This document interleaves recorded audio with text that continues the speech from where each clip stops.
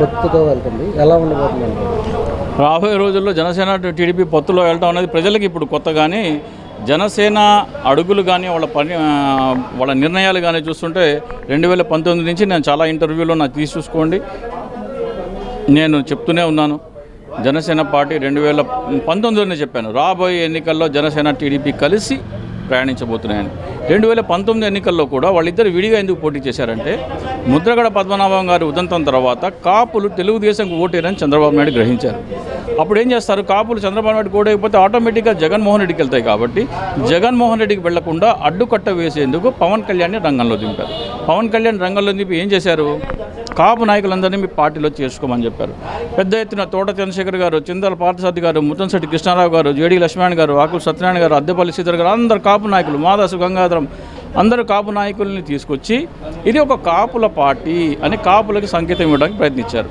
అదే కాకుండా ముద్రగడ పద్మనాభం గారి భార్యని కోడల్ని దూషిస్తే వాళ్ళ కాపులందరికీ కోపం వచ్చింది. కాబట్టి పవన్ కళ్యాణ్ తల్లిని దూషిస్తే పవన్ కళ్యాణ్ కాపు సామాజిక వర్గానికి ఆగ్రహం వచ్చి పవన్ కళ్యాణ్ వెనకాల నిలబడతారని స్టూడియోలో కూర్చోబెట్టి వాళ్ళ తల్లిని తిట్టించారు.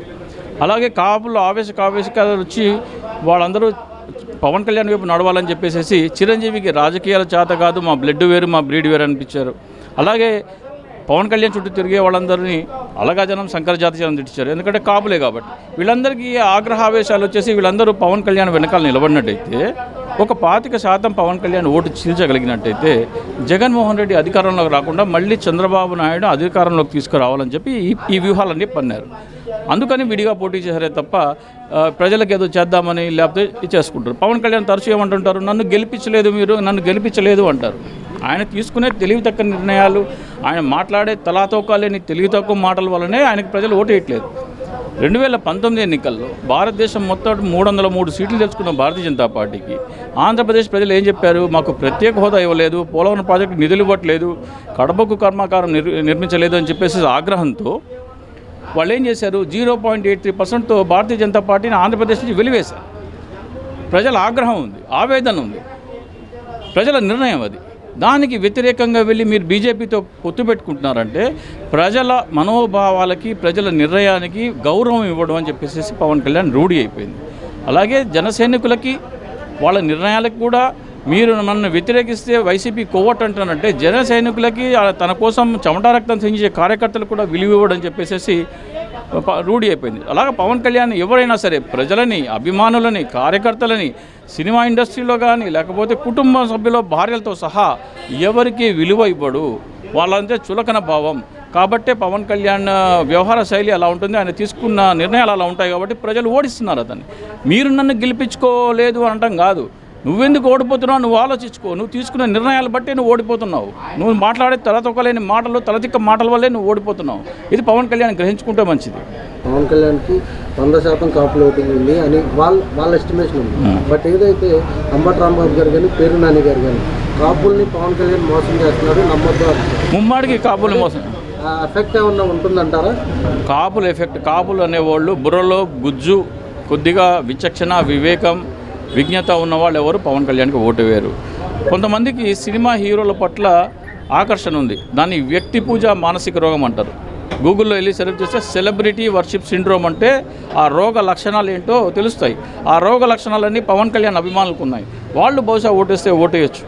కానీ విచక్షణ, వివేకం, విజ్ఞత ఉండి ఏమాత్రం లాజికల్ థింకింగ్ ఉన్నా పవన్ కళ్యాణ్ ఏం మాట్లాడుతున్నాడు, ఏం చేస్తున్నాడు, గతంలో ఏం మాట్లాడాడు, ఇప్పుడేం మాట్లాడుతున్నాడు బేరీజ్ వేసుకుంటే పవన్ కళ్యాణ్కి ఒక ఓటు ఎవడేయడు. సరే, అయితే ఫైనల్గా చెప్పండి, పవన్ కళ్యాణ్ గారు ఏదైతే పార్టీ వ్యూహం నాకు వదిలేయండి, నన్ను నమ్మి నా వెనకాల ఉండేవాళ్ళు ఉండండి, లేకపోతే వెళ్ళిపోండి అని చెప్తున్నారు, దాన్ని అలా చూస్తారు. అదే అంటే వాడుకుని వదిలేయటం అంటారు. పార్టీ అనేది అందరి పార్టీ కార్యకర్తలు, నాయకులు ప్రజల మనోభావాలకు అనుగుణంగా ఉండాలి. ప్రజలు అందరూ 2019 ఎన్నికల్లో బీజేపీని 0.83% ఓటుతో ఇస్తే ఆ పార్టీతో నువ్వు పొత్తు పెట్టుకున్నావు అంటేనే నువ్వు ఆంధ్రప్రదేశ్ ప్రజల తీర్పు పట్ల నీకు గౌరవం లేదు. ఆంధ్ర అనే భావన గురించి మాట్లాడుతున్నాడు కదా, ఆంధ్ర అనే భావన పచ్చి బూటకం. అది ఆంధ్ర అనే భావన ఉంటే ఆంధ్ర ప్రజలు బయటికి తన్ని తగిలేసిన భారతీయ జనతా పార్టీతో పవన్ కళ్యాణ్ పొత్తు పెట్టుకోడు. అన్నీ అబద్ధాలే పవన్ కళ్యాణ్. నయవంచన, నమ్మక ద్రోహం పవన్ కళ్యాణ్. పవన్ కళ్యాణ్ అంటే నయవంచన, నమ్మక ద్రోహం. అంటే ఇప్పుడు పవన్ కళ్యాణ్ సీఎం అవ్వాలంటే ఎన్ని సీట్లు గెలవాల్సి ఉంటుంది, లేకపోతే ఎన్ని సీట్లు ఆయనకి ఇస్తారని మీరు? పవన్ కళ్యాణ్ సీఎం అవ్వాలంటే సీట్లు ఏమి గెలవాల్సిన అవసరం లేదు. ఒక సినిమా తీసి నేనే సీఎం అని దాంట్లో పొత్తులో టీడీపీ జనసేన అదే ఆయన సీఎం అవ్వాలంటే సినిమాల్లోనే సాధ్యం కానీ రాజకీయాల్లో కష్టం. దేనికి అలా అంటారు? వాస్తవం కదా, ఆయన బ్రహ్మల్లో బతుకుతున్నాడు. ఈ ర్యాలీలు కానీ బహిరంగ సభలు కానీ ఈ వారయాత్ర విశాఖపట్నంలో జనం ఏరి, జనాలు వస్తున్నారు. విశాఖపట్నంలో ఏరి. అదే సార్, మీరు వైసీపీ తెలుగుదేశాన్ని ఎవరైనా తిడితే మీరు కోవట్లో ఉన్న తర్వాత జనాలు లేరుగా. జనాల్ని ఏ స్థాయిలో బాధించిందో అర్థం చేసుకోవాలి. సార్ అయితే ఇప్పుడు ఆంధ్రాలోకి కాంగ్రెస్ పార్టీ తరఫున షర్మిల గారు వస్తున్నారు. అంటే ప్రచారంలో భాగంగా కానీ లేకపోతే అభ్యర్థిగా కానీ అది జగన్ గారికి ఏమన్నా సపోర్ట్ అవుతుందంటారా, లేకపోతే జగన్ గారికి మైనస్ అవుతుందంటారా? కాంగ్రెస్ పార్టీ తరఫున వస్తే జగన్మోహన్ రెడ్డి గారిది వైఎస్ఆర్సీపీ, ఆమె వస్తే కనుక కాంగ్రెస్ పార్టీ నుంచి వస్తుంది. కాంగ్రెస్ పార్టీలో తెలంగాణలో పోటీ చేస్తానని, నేను తెలంగాణ బిడ్డనే, నాకు ఆంధ్రప్రదేశ్తో సంబంధం లేని చెప్పిన ఆవిడ ఆంధ్రప్రదేశ్లో వస్తే ప్రజలు ఎట్లా ఆదరించారు కదా. మొన్నటిదాకానేమో నేను తెలంగాణ బిడ్డని, నేను తెలంగాణలో పుట్టాను అని చెప్పిన షర్మిల గారు ఇప్పుడు వచ్చి నేను ఆంధ్ర బిడ్డనంటే ఎట్లా నమ్మరు కదా. ప్రభావం ఏమి ఉండదు పెద్దగా. సార్ అంటే కాంగ్రెస్ పార్టీ ఏదైతే తెలంగాణలో గిడుగు రుద్రరాజు గారే ఈ మాట, అదే గిడుగు రుద్రరాజు గారు ఆయన పార్టీ బలోపేతం చేసుకోవడానికి, ఆయన పార్టీ పట్ల ఆకర్షించడానికి ఆయన ప్రయత్నం ఆయన చేస్తున్నారు. కానీ ఆంధ్రప్రదేశ్కి ప్రత్యేక హోదా కోసం పోరాడడానికి కాంగ్రెస్ పార్టీ పార్లమెంట్లో 54 స్థానాలు ఉన్న కాంగ్రెస్ పార్టీ ఏ రోజున 2019 ఎన్నికల్లో ప్రత్యేక హోదా కావాలి అని ఏ రోజు ఏ ఎంపీ మాట్లాడలేదు. అంటే ఆంధ్రప్రదేశ్ నుంచి ఎంపీలు లేకపోతే కాంగ్రెస్ పార్టీ బాధ్యత కదా. మేము వస్తే మొదటి సంతకం ప్రత్యేక హోదా మీద పెడతా అన్నారు. మరి ఆ మాట తన ఎంపీలు ఎవరు రాహుల్ గాంధీ గారు అడగొచ్చు, లేకపోతే సోనియా గాంధీ గారు అడగొచ్చు, లేకపోతే ఎంపీలు చాలామంది ఉన్నారు కదా, 54 మంది, ఎవరైనా అడగొచ్చు కదా. ఆంధ్రప్రదేశ్ తరఫున మాట్లాడాలి కదా. అంటే ఎన్నికల దగ్గరకు వస్తున్నాయి కాబట్టి ప్రత్యేక హోదా అంటున్నారా? ఈ 4 సంవత్సరాల 9 నెలలు నిద్రపోతున్నారా?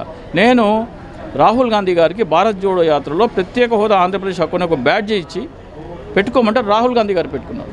అలాంటి బ్యాడ్జీలు దాదాపు 8,000 బ్యాడ్జీలు నేను కాంగ్రెస్ పీసీసీ అధ్యక్షులు శైలజానాథ్ గారికి, రుద్రరాజు గారికి ఇచ్చి మీ కార్యకర్తల చేత పెట్టించి ప్రజలందరినీ ఇది పెట్టుకోండి, మేము ప్రత్యేక హోదా మర్చిపోలేదు, 5 కోట్ల మంది చేత మా ప్రత్యేక హోదా మా ఆకాంక్ష అని బ్యాడ్జీలు పెట్టుకుంటే ఏమవుతుందంటే ఎవరు ఏ పనిలో ఉన్నా కానీ రోడ్లు ఎక్కకుండా వాళ్ళ పని వాళ్ళు చేసుకుంటూ ప్రత్యేక హోదా కావాలనే నినాదాన్ని బలంగా చెప్పొచ్చు అని చెప్పడం జరిగింది. బ్యాడ్జీలు కూడా స్పాన్సర్ చేయడం జరిగింది. కనీసం ఆ కార్యక్రమాన్ని అధికారికంగా ప్రకటించే చిత్తశుద్ధి లేని రుద్రరాజు గారు ప్రత్యేక హోదా గురించి కాంగ్రెస్ పార్టీ ఆంధ్రప్రదేశ్లో అధికారం గురించి ఎట్లా మాట్లాడతారు? ముందు వాళ్ళు చేయాల్సిన కార్యక్రమాలు, వాళ్ళు చేయాల్సిన ఉద్యమాలు ఏమైనా చేసి ఉంటే ప్రజల్లో నమ్మకం వస్తుంది. సార్ అయితే రానున్న రోజుల్లో రాహుల్ గాంధీ కానీ ఇందిరాగాంధీ కానీ ఏదైతే వైజాగ్ స్టీల్ ప్లాంట్ కానీ అమరావతికి కానీ సపోర్ట్గా మేము కూడా నినాదాలు చేస్తాము అని చెప్పి ఏపీకి వచ్చి మరి చేస్తే మంచిదే. కానీ 4 సంవత్సరాలు 9 నెలలు ఊరుకుని ఇప్పుడు వస్తే ఏమి లాభం? 2019 తర్వాత ఎక్కడున్నారు వీళ్ళు రావాలి, వీళ్ళు మాట్లాడాలి అని కాంగ్రెస్ పార్టీ కార్యాలయం చుట్టూ ఇక్కడ ఏం భవన్ అది, ఆంధ్రరత్న భవన్ చుట్టూ నేను తిరిగాను 3 సంవత్సరాలు. రుద్రరాజు గారికి తెలుసు, శైలజనాథ్ గారికి తెలుసు. ఈ బ్యాడ్జీలు పెట్టుకోండి అయ్యా స్వామి, ప్రత్యేక ఆంధ్రప్రదేశ్ హక్కుని మీ కార్యకర్తల చేత పెట్టించమంటే 5 గ్రాముల బ్యాడ్జీ మోయలేని వాళ్ళు ప్రత్యేక గురించి ఏం పోరాడతారు? అయితే ఇప్పుడు మన పవన్ కళ్యాణ్ ఉన్నారు.